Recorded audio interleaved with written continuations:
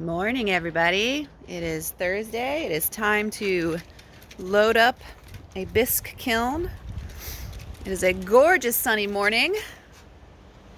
All right, I'm going to show you where my kiln is, and let's load up a kiln. You want to help me out? Huh? You want to help Mama out? Well, come on then. Call yourselves studio dogs. All right, let's see. Ta-da! There she is, my kiln. And here's all the stuff that's got to go inside. So I got some student work here that, doesn't look like it's dry enough yet. Nope, not yet. So not these guys, not yet, but everything else looks good to go. So first thing I do is come on over here, flip it on.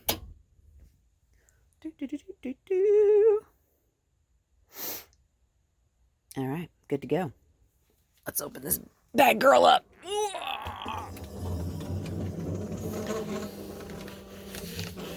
There we go. All right.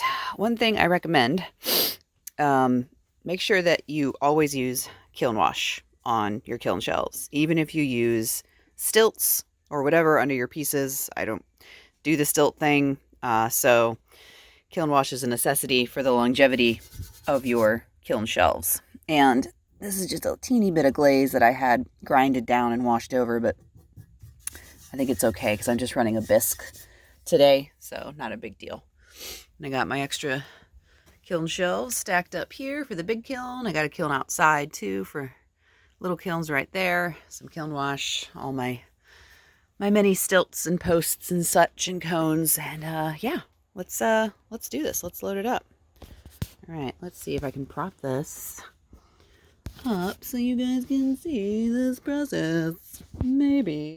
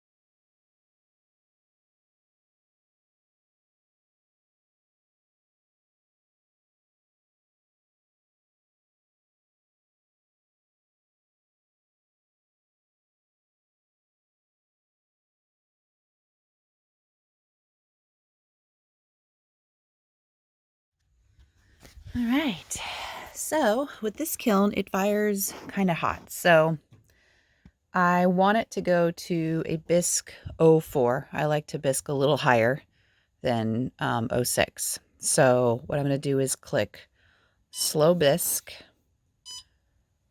There we go, slow bisque. I want to do 05, which is actually lower than 04 because it runs hot. I want to hold it at 05 for 30 minutes. So basically, this is going to run a slow bisque, no preheat, go up to cone 05, and at 1888, it's going to hold it for 30 minutes. And by then, not only will the 05 cone go down, but then the 06 should start, the 04 will also start to bend as well. So that's how I usually get a pretty perfect bisque firing. I'd also do that with my glaze firings as well. So this is in a completely separate insulated room. So what I usually do next is go ahead and plug up my peepholes. I don't bother leaving them unplugged. Nobody's in here. The fumes aren't that bad. I have a lot of fans going, so I just kind of plug them up. I go ahead and hit start. That's good to go. And then I start the fans. So for air circulation, this guy goes on and starts to rotate this way. And then I come on over here and I pop this window open.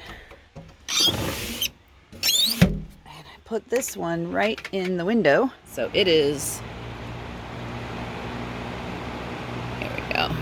Yeah, it is pulling air out that way. Then I come over to this window and I flip this all the way on. And this is pushing air in this way. Then I come over here and I stick this fan kind of right about there and turn it on full speed. So I have a little air circulation basically. Air comes in from this window, circulates, this fan grabs it, pushes it this way, that's a dog, and then it goes towards the kiln. This fan circulates, so it pushes the heat that likes to rise and pushes it out, and then it goes out that way through that window as it gets sucked out. So, not bad. And I do this for hours, you know, while it's running. And then, you know, when it's getting closer to full temp, which is about 1800 plus degrees, I'll come in here and also prop the door open. So, but usually I turn it off. Oh, one last fan, that's right. I like to stick this fan and put it right at the control box. Is that the low speed? That's the low, I want the high speed. Yeah. And the reason is I had an error code on my control box the last time I did a big firing, and it overfired. It was too hot in here. So that's why I have this crazy fan set up. It keeps everything nice and cool, keeps the air circulating. And yeah, so far no issues. So we're gonna keep hoping that works. All right, that was a long video. Hopefully informative. All right, bye.